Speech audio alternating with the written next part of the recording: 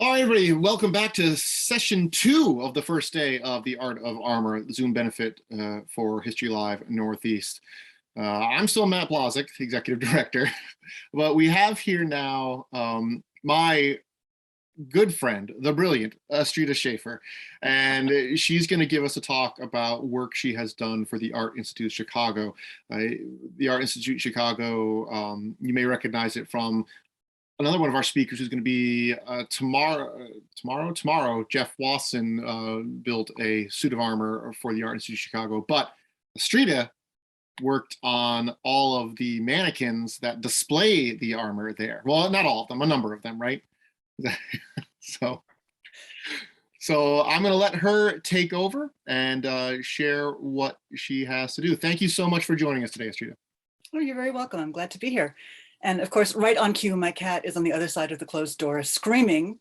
It happens. She wasn't there for the past half hour, but she's there now. So I apologize if she breaks in. Yeah, I've been working with mannequins for several decades now, making them from scratch.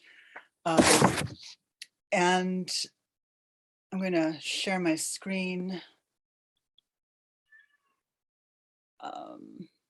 Where are you? There we go. I was approached to work on mannequins for the display of the armor at the Art Institute. They were taking their pieces off of the old mannequins and installing them in a brand new permanent exhibition. Now, my experience is primarily with textiles, which is a very different material. But I boldly stepped into this because I have done some weird mannequins. I've done superheroes that have to be posed. I've done divers that were displayed suspended from the ceiling. I've done several World War II paratroopers in mid-jump, so they're holding on to the shrouds of the parachutes. So it's a strange craft that I have, but there's always a challenge. And I thought, all right, a body is a body. Yes, this material does need its own considerations, but the basics should apply. One of the elements to consider is just like clothing, especially clothing prior to the 20th century or to the mid 20th century, clothing is not actually best shown on a mannequin that follows the biological natural contours of the body. It's actually best displayed on shapes that mimic the structures worn beneath the clothing layer. So corsetry added on skirts in the form of side hoops or hoop skirts, bustles, what have you. So it's not the natural shape that you're showing. And that actually is somewhat true for the armor as well. And I'm not talking about the fact that breastplates have a different shape than the body beneath, but rather that the armor itself is not the complete entity. It would be worn with padding beneath. It would have a gambeson beneath with the voiders. Those are elements that change the look of the displayed piece, but they don't tend to be part of a displayed piece. As for example, right here, front and center, there is in fact a gap between the shoulder, the pauldron, and the side of the breastplate because that's where the voider would have been. But these things need to be taken into account when creating the display. So initially, the thought had been that I would do all the carving of the figures as well, but that turned out not to be workable because I'm in Maine and back and forth to Chicago for fittings proved to not be tenable. So what ended up happening instead was an assessment of the existing mannequins to see what could be retrofitted to be archival, and working with someone who could do the carving on site and then send me the basic form to complete. And I'll get into the details of that here shortly. So the first type of figure that I worked with, calling it a type 1, is taking the existing mannequin and having it reconditioned into an archival state. This was especially important because this was not a short-term exhibition, but this is the one that'll be up for the next 100 years. And not only that, but it is behind glass. So it is a microclimate, and that means that the archival nature of the materials is especially important. If materials used in the creation of the mannequins end up corroding the armor, that's bad. So everything had to be tested. There's a test called the Audi test that was developed by the British Museum in the 70s that tests individual materials for their corrosive effect on your sample. And in fact, a number of things that we had thought we could do ended up not being on the table because they proved to be problematic. So this is the first suit that I worked on. This is its original state from its most recent mounting prior to this exhibition. And you can see he's a bit sad looking. He's a little droopy. What it had been on, and unfortunately I didn't have a photograph of this, so this is sort of from what I can remember from years ago, because this project first started in 2015.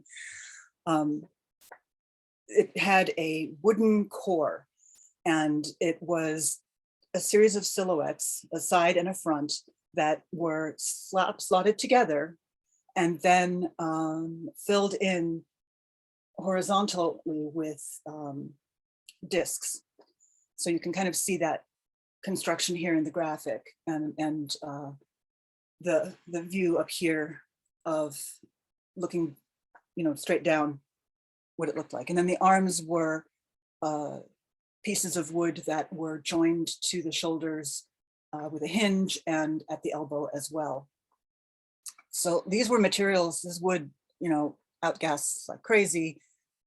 This had to be fixed.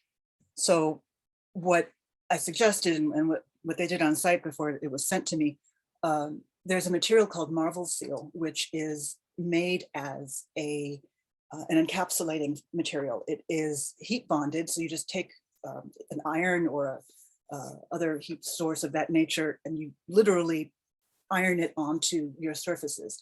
And it is a material that combines a mylar interior and a foil exterior, and that forms a boundary. So it traps any outgassing that happens to the inside. And here you can also see what the joints looked like. They were screw eyes. I think I've had eye screws here, screw eyes with bolts that, in order to set a particular pose, you had to have access to the screw, the bolt to tighten it, which was a factor then in designing the cover. The next thing that happened was after the wood was entirely encapsulated, pieces of a material called ethafoam, which is a stable archival polyurethane foam, were slotted into the gaps and to kind of smooth out and create a smooth final surface. And you can see just how bits and pieces it is on here. It just looks like a patchwork. But the idea was to provide me with a smooth working surface.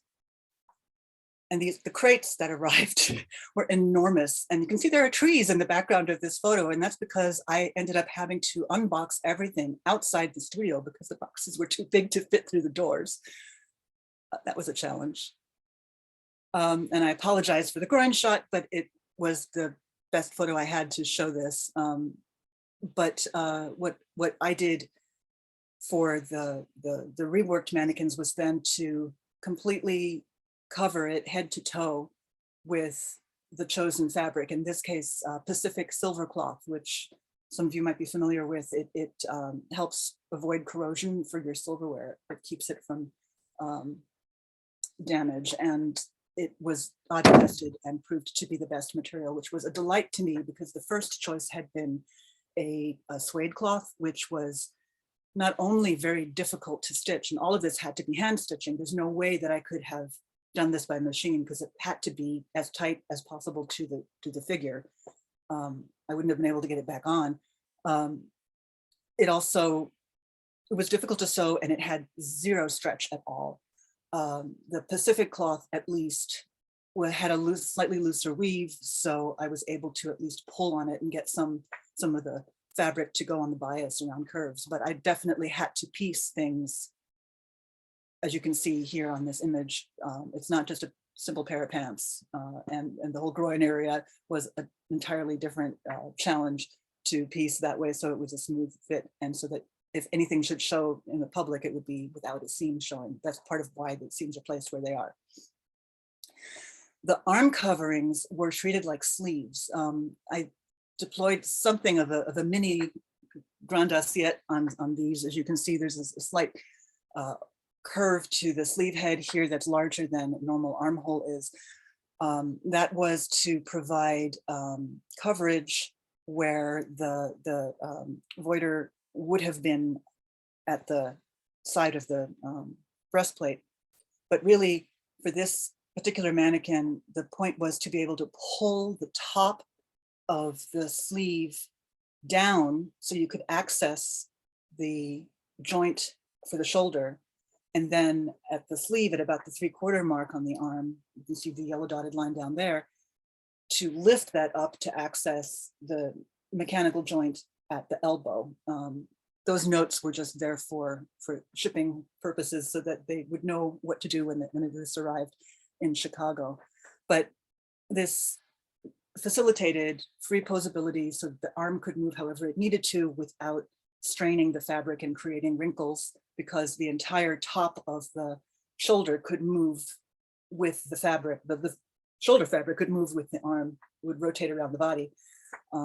You could fold it down to access the joints and put them in place, and it then protected or covered the mannequin where the voiders were not. And so here is a before and after. On the left, the droopy posture, kind of looks tired. And this is the same basic mannequin beneath, but it has been built up with the foam. It has been filled out where needed. It has the material beneath so that it looks more complete. And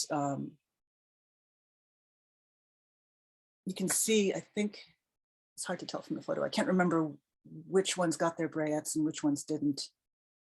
I think this one still did. It certainly had it originally. But anyway, the difference before and after on this one was very satisfying to see.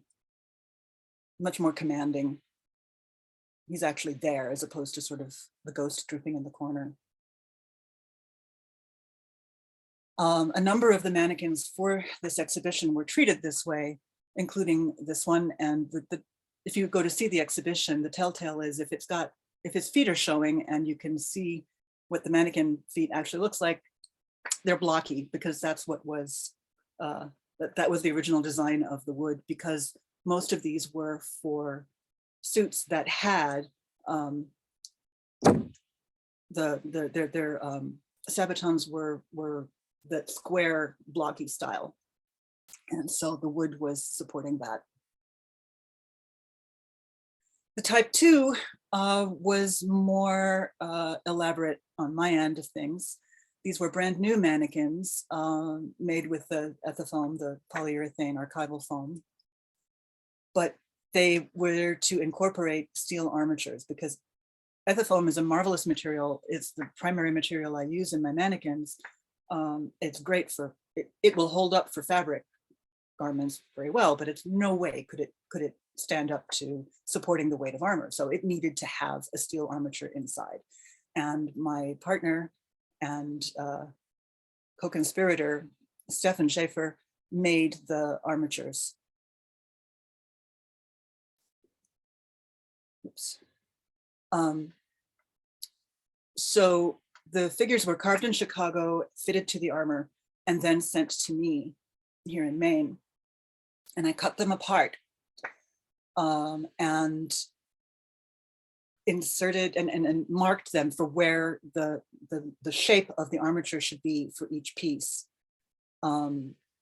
And then once that was inserted, then I would do the skins similar to the reconstructed, the reconfigured, mannequins. So in this image, you can see their legs that have been cut in half and marked for the channels that were going to be, that I cut for the pipes. And on the wall behind them is where I did the figuring of where things needed to go before I marked up the foam. And the numbers you see on some of these pieces are the part of the object number of the piece, so that I could make sure that everything stayed with its whole set, so that you didn't have the bottom for one suit sent back with the top for another one. And what you see here, the knees are set, they don't bend. The pose is set based on what the mannequin was carved for, or carved into. You can see there are pins at the top that are more polished. That is the bit that would be exposed to the air. The steel itself would be completely enclosed within the epifoam.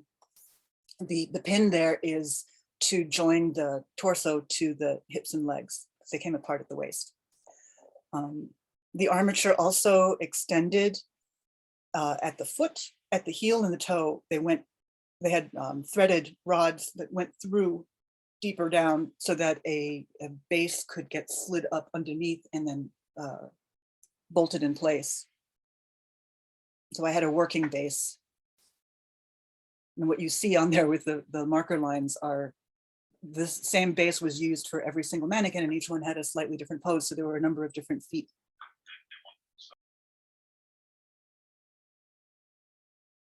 Okay, I think the most helpful thing was the nature of the joints that Stefan designed. The arms, the shoulders and elbows had joints that allowed for more natural body posing without the need for access to tighten anything. Once these were assembled, they were good to go. You didn't have to tighten anything, mess with anything. They could hold pose with the weight of the armor on them. And they were essentially wavy washers compressed between steel discs by bolts and nylon nuts. The elbows had 3 pivot points to provide full motion, up and down, this way, left and right, and then forearm twist. But we didn't know in the end what position the hand might need to be in. So the shoulders had 2 pivot points, a forward and a back. So, you could do that, and then out to the side. So you could, do pretty much anything in there.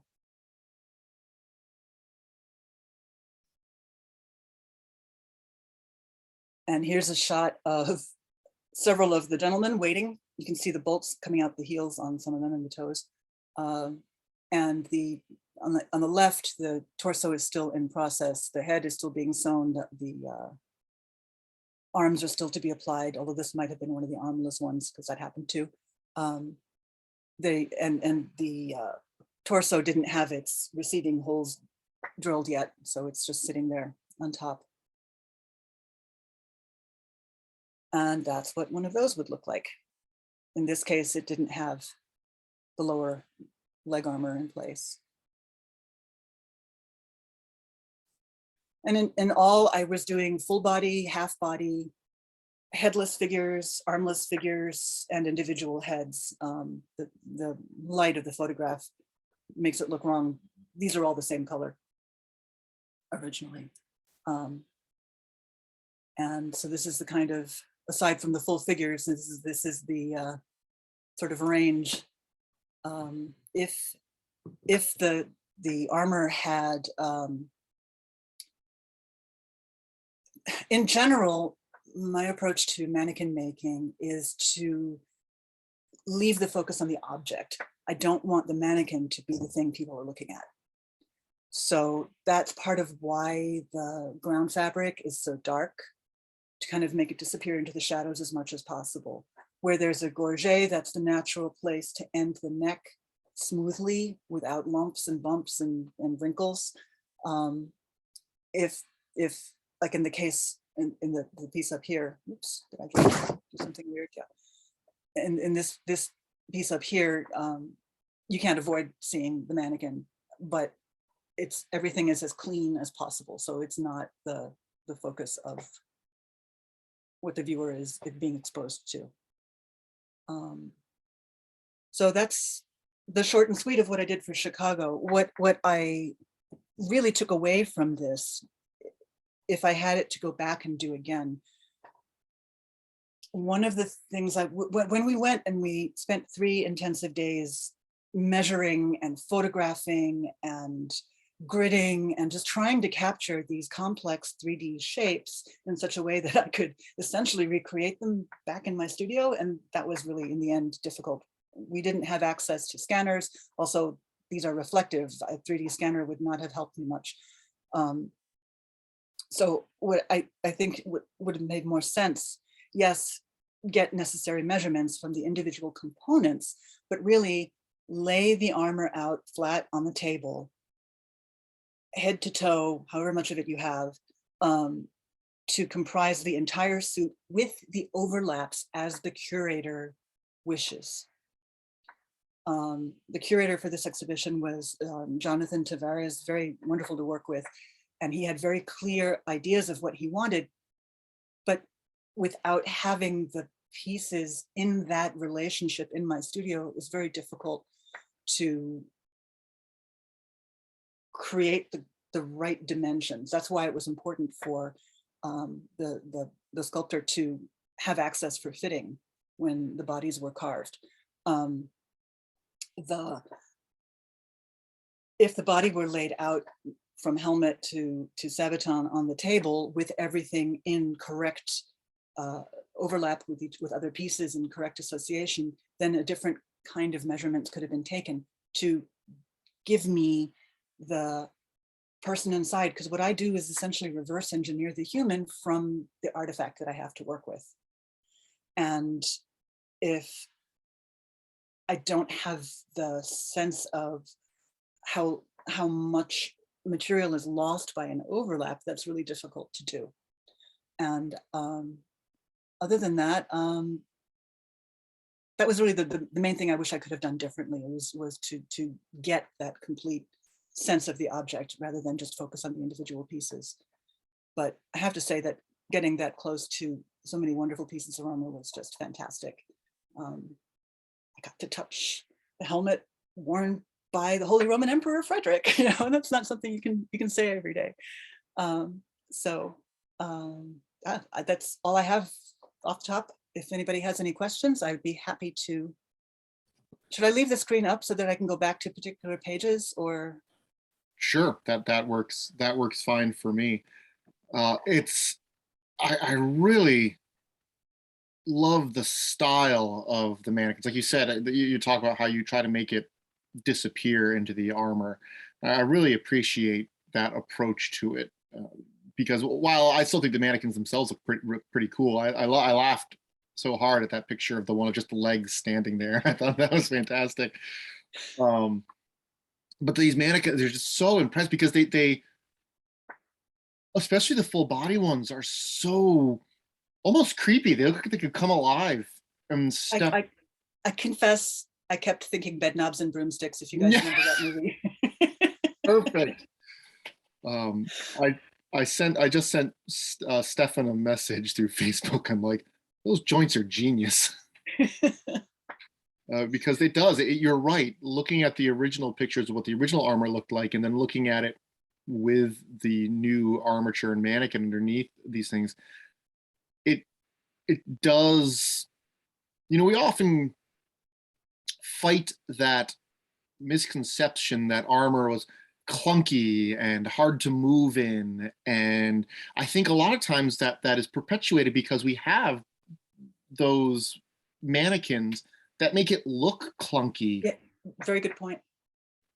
And the way what you did with a lot of them, it did make the armor come alive. It showed that this stuff was meant to be worn and moved in and fought in, and if it was clunky and it wouldn't have served its purpose. It would have Right. been a hindrance instead of helping you, which is, we wouldn't have 1,000 years of armor, more than 1,000 years of armor, thousands of years of armor evolution, if it had been clunky and didn't work. Right.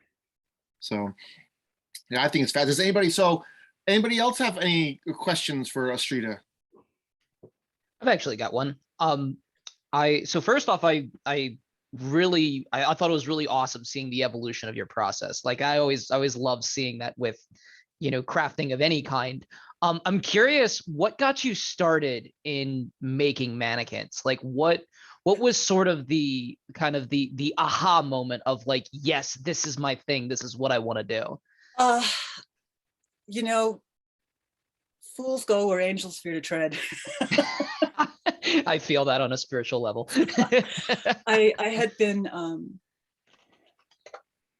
had been volunteering with the costume collection at the University of New Hampshire, and the curator said, "Hey, do you want to put on an exhibition?" And I'm like, "Yes, we can have a show." It's like, oh God, Andy Rooney and Judy Garland are having a moment, thinking that I could figure out the bodies.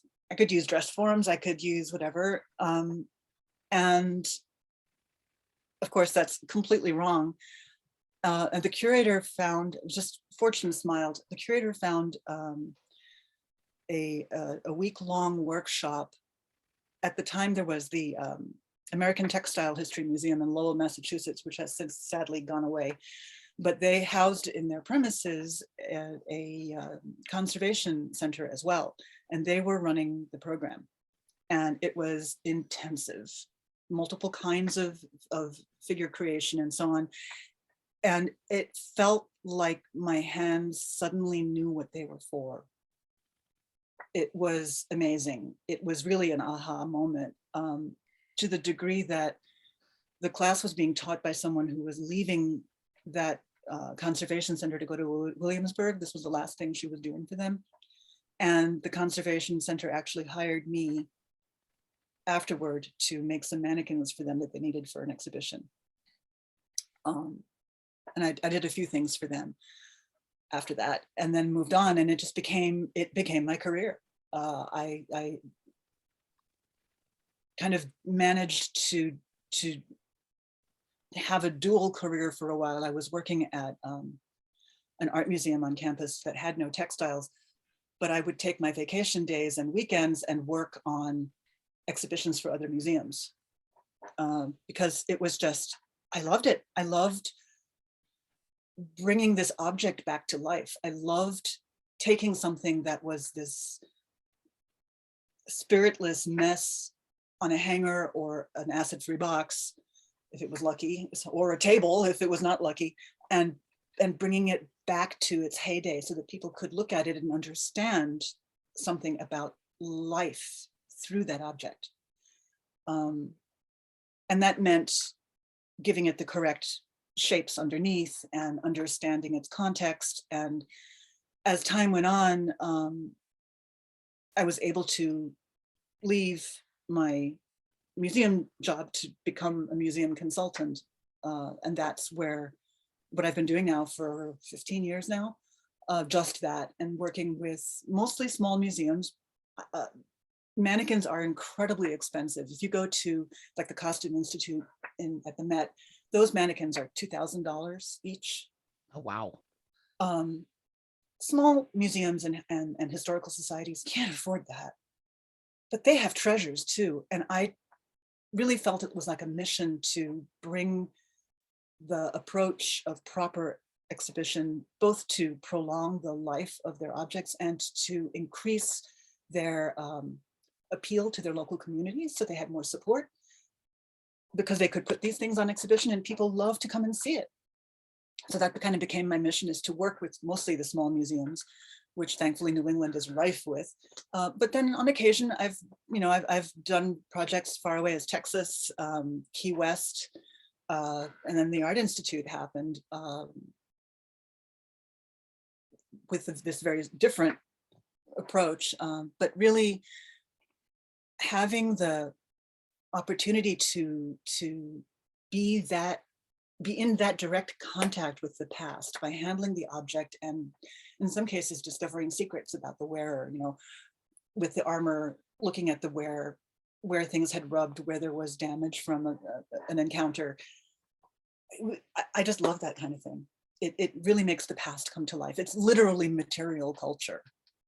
So we've got a couple of questions regarding the armature. I'm not sure if this is going to be more in your realm or Stefan's realm, which we can certainly, if you don't know, we can probably find a way to get the answer. But a couple of questions about the washers specifically. It's like, Yeah. what made the wavy washers work so the joints didn't require tightening, and that was one of them. Because the washer, let me go back to that page. Because this is the shape of the washer that it's made to have. It wants to be uneven, all right? And so by compressing that between two flat washers, you're forcing that curve flatter. If you completely tightened the washers, you could make this, the steel discs on either side, you could pretty much flatten this, but you'd need a pretty strong machine to do that, because they're really pretty firm. They're intended for a motion like this. So because they're compressed and because they're bolted firmly in place, they will hold, they will provide the tension to hold the shape. And We have muscles and tendons that do that work for us. That's essentially the role of this washer. And there's another question that sort of leads into this. Was there any concern of the washers taking a set over time and losing some of its springiness, which could lead to it all loosening up? Or, I mean, I think that is certainly possible. But as it happens, we kind of sat down and designed the joints to be whatever Jonathan might dream up. We didn't know. So, but nobody's actually doing this where that might be a case. Most of them are with positions down, maybe one arm slightly up. So there's not really that much load on these in the end. And so I'm not concerned that they're going to let go over time, because they're not actually under that much strain to hold a more weight bearing or unsupported otherwise position. Like, if you have an arm up and out like this, that's a lot for a joint to maintain. But if it's mostly hanging, then gravity's on your side instead of against you. Physics is your friend or your enemy. You have to design for it accordingly. Does that answer? I think it does. After turning 40, you're right. Physics is not my friend. So I don't want to get into like trade secrets here, but did you have to have those washers specially made, or did you and Stefan just take a hammer outside and bang on them? They're available in hardware stores. Oh, really? Okay. Well, yeah. Look at that. And then there's another kind called a Bellevue, or not Bellevue. Oh shoot. Bell something, name escapes me, which is a similar idea, except it's a domed shape rather than a wavy shape. But it has a different, I mean, its spring is in a different nature, in a different form. But that could potentially have worked too. But it seemed like the wavy washer was the way to go. Dr. Kirchhoff, who's speaking in a little bit herself, asks, she says, thanks for this phenomenally interesting look at your work for the AIC. As a costume specialist, were you also involved in the facets of the installation that incorporate reproduction textiles? If so, sadly no, okay. because they have their own staff for that. What complexities, if any, does it add to the mount making challenges? When I'm working with textiles, I mean, I can answer for other textiles because it's primarily what I do is textiles. Actually, you really have to balance the need to support the fabric into its correct fashionable shape with overstressing. So, I mean, for an outlandish example, for example, the superhero suit that I did, the client wanted certain things, but the suit was made out of spandex. Spandex will die over time if it's left in a permanently stretched position. So the body had to be enough to fill out the spandex without overstretching it, because if it had been overstretched, then it would end up sagging on the figure over time because the fabric would deteriorate. If I'm working with a historical silk, especially 19th century, where you have what they call weighted silks, where the material was treated with mineral salts, that actually now it's called shattering. You can literally snap it. If you take a pinch of fabric, take a fold of fabric and pinch it together, you can sometimes even hear it go because it has degraded from the materials that were added to it. That was fine for the time, but 100 years later, not so much. So if I'm dealing with a delicate fabric, I want to make sure that everything is properly supported. For example, I'm about to start work on a 1920s graduation dress from a ladies' academy in Paris, which is a chiffon dress. It's like it is literally see-through, but it has these heavy, like foot-high sequin rondelles on it. Those are, I'm actually going to be making a support garment for the garment that the rondelles will be attached to, so that the chiffon will no longer be taking any of the weight, because the weight of the sequins would literally tear the garment apart. So working with, say, a soldier's uniform, where you have potentially from the 18th century, where you have potentially all the gold embroidery or whatever, there you're going to be dealing with a heavier wool material, so that's not as much of a concern. But making sure that everything is structurally sound, that the seams are okay, that the fabric is strong enough to fill out the form in the fashionable shape of the day and the shape of the original owner, just requires a lot of careful measurement and examination of the object for telltale signs of weak areas. Not knowing exactly what era is being looked at, I can't get more specific than that, but it's really listening. It's like, I liken my job to being a detective. I have to first examine the object and listen to the story that it's telling me, so that I can understand what it needs in order to be safely displayed. I like that. I like that analogy. That's there's almost everything that touches on history involves a fair amount of detective work. And it's interesting to see where that overlaps. So yeah, I really like that. Listen to that analogy. Is there a build that was your favorite so far? That's hard to answer. Yeah. That's hard to answer because I know from personal conversations, there's some builds that have been absolutely not your favorites. the superhero drove me nuts, but on the other hand, it was also satisfying to complete because I managed to make it look like it was flying, or at least leaping off to fly. Yeah. You know, with a constrained budget. I think actually one of the ones that touched me the most was a World War I soldier's uniform that I did for the Maine State Museum, Historical Society, whatever. Names evade. I had a name for the person. He went and he came back. He survived. But handling that uniform and that helmet that had been in the trenches, that was really intensely personal.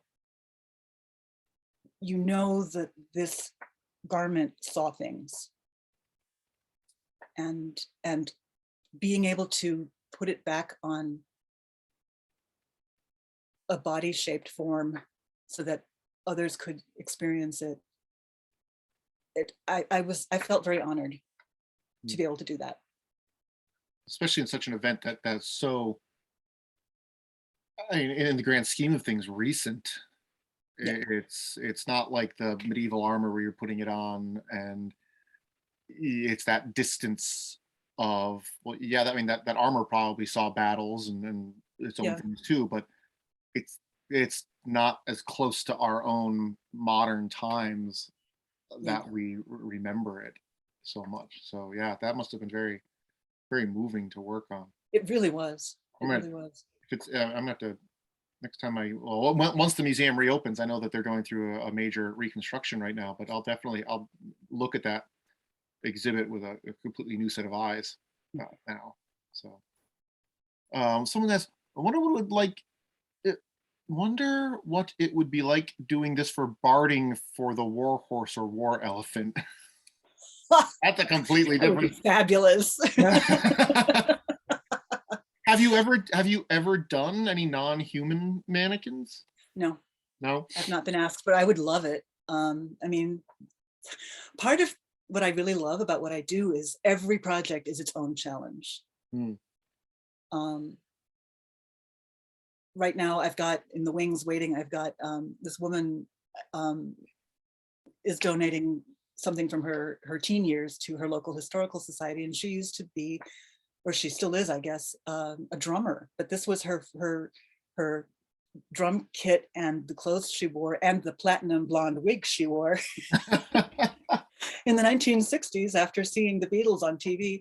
But it's actually going to be posed sitting at the drum kit with her hands holding the drumsticks. Oh, neat. That's going to be fun.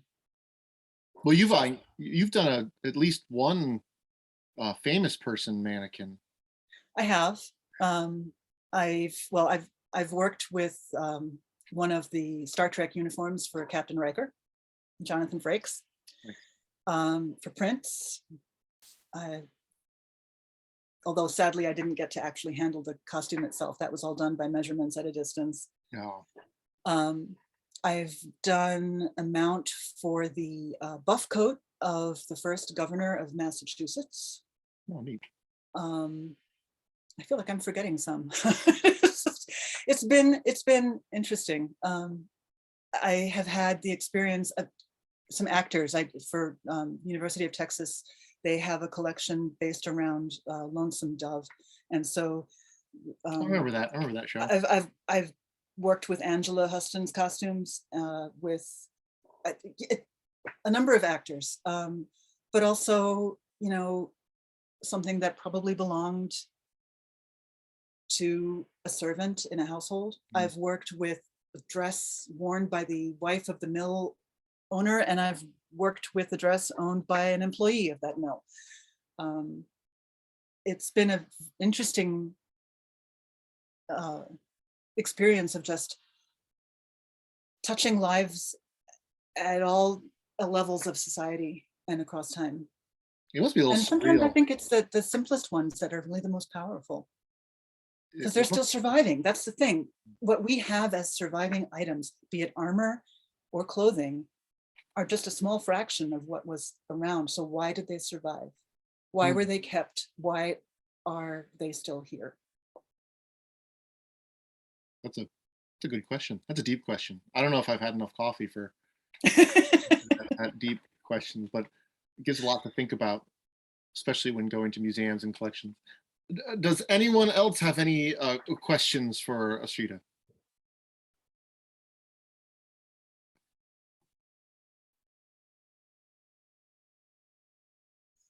No, I guess all right. So what are you looking forward to work on next? Well, you said it already. Well, yeah, this woman is an interesting one because she's a bit of a firecracker.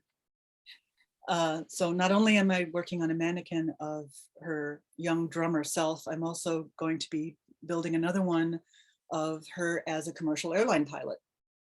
Wow. So that's fun. But I'm also, I have a number of museums who have grants going for care of their collections. So proper housing, advising on exhibition with materials they have on hand. And the 1920s dress is also going to be, that's both the conservation of the garment and the creation of a mannequin that will be safe for the, because it is a fragile textile, even with the support that I'm going to be making for it, it's not the most robust thing. I mean, it's chiffon. It's so fragile that you look at it and it could tear. So I've really got to make it a support layer that will not impact. It needs to not get in the way of the garment on display. You don't really want to be able to see that support, but it needs to do the job to make sure that the weight of the garment is not going to tear it to shreds. And you'd think, why did they do it that way? Because it was never meant to be worn very often for very long. It was fine for the short duration, but then it wasn't meant to be worn again. I mean, I never know what's coming next, and I always keep saying to Stefan, oh no, I have no clients, and then guaranteed the next day I'll get a text or something, and something wonderful and wild will be coming at me. I never know. And that's unnerving, but it's also fun because I get to invariably do fascinating things with objects that I have never considered before. And I look at it as what I have is a toolbox of skills that can get mixed and matched as needed to meet a new project. What I loved about, and I learned something from everything. I mean, the superhero gave me, because it's not a, it doesn't have an armature for most of it. It has for the legs, but not for the upper body. But because it's not dealing with something as heavy as armor, I was able to incorporate ball joint doll technology into the shoulder and the elbow, so that now I know how to do this, so that my mannequins that don't have heavy things on the arms can actually take whatever pose the customer would like. But having the wavy washer from the armor, that is a powerful tool in that kit now, and we know how to do it. So I want to ask, what's the oldest item you've worked with? the oldest item is probably that buff coat. Yeah. Because that was 1640s. Indirectly, the Lengberg bra from Lengberg, Austria, because Rachel Case, who was doing the reproductions of it and on the team that was working with that garment, was doing a stitch accurate reproduction because the garment itself is too delicate to display. I think, in fact, Ninya tried it on. I remember seeing a photograph of that. But she was going to be presenting at a conference with the rest of the team and needed to have her reproduction have a display mannequin. So she sized it to the original, not to herself. So it is a copy meant to be accurate to the original archaeological find. And If so I remember, Rachel's fairly, small herself, but it was like the original was even smaller than that. So yeah. So I found myself reverse engineering the body of the person who wore the Lengberg bra. That was cool. The original is too fragile to put on display, so it won't ever get onto that mannequin, but the reproduction of it, the display copy of it is. But that's a copy, not the original. So yeah, the buff coat, which was amazing to work with. The leather was like that thick, and it had to be worked with, I think they call it a butt stitch. It was on the surface, and then the inside was just cut away at an angle. Huh. So, because it was too thick to sew through. You could certainly not, that was intense. And plus it had been uncared for centuries. So it was very, very stiff now, stiffer than it would have been originally. But that one had the blood stain from when he got the, that was really cool. Wow. So that was really a fascinating one, and nerve-wracking because the leather was strong enough, but the threads were beginning to let go. So I had to be very careful not to handle it too much, and especially when dressing the mannequin, I had to just move slowly and gently and with help, because the seams would have let go. Someone will tell you, how did you attach the gauntlets to the stands? That they the garment or the mannequins have wrists. If there's a gauntlet involved, then there's a hand made onto it. I only made hands when there were gauntlets to go with them. So the gauntlet actually fit the hand. Neat. So it didn't slide off. Well- We wanted to do some preventive stuff, like maybe with magnets or whatever, but that didn't end up working. No. Well, Astrida Schaeffer, mannequin maker, detective, mad scientist genius. I'll go with mad scientist. I don't know about the genius part, but anyway. I have the most important question. I forgot to ask Ninya this. I forgot her, and I'm getting rusty. I got to get back to my groove here. Most important question for you. I'm going to ask everybody at the end of all their sessions. What's your favorite piece of armor? Oh, geez. Well, it's got to be the 14th century helm at the Wallace collection. That's a great one. maybe we It's get. got to, yeah. I can just stand there and look at that. Thank you so much for coming here and doing this for us today. It was an amazing talk as always, and I hope very soon we'll be able to get together again and do things. That would be nice. But it was lovely to see you and lovely talking to you.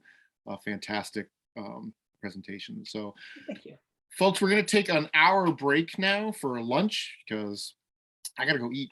And so we'll be back a little before 1 o'clock with our next presenter.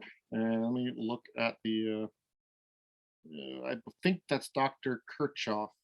No, I'm sorry, it's Andy Volpe. He hasn't told me how to pronounce his name.